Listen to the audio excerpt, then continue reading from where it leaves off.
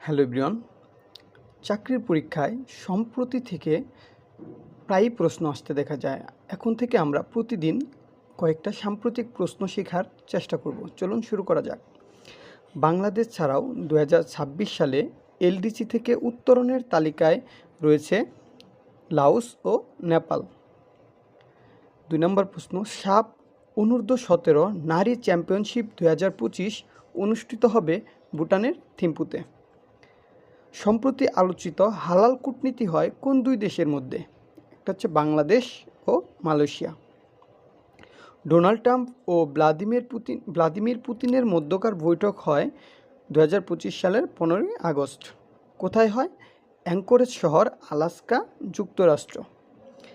যুদ্ধবিরতি শর্তে রাশিয়ার দাবিকৃত অঞ্চলের নাম কি? ইউক্রেনের দনেতস্ক অঞ্চল। ধন্যবাদ।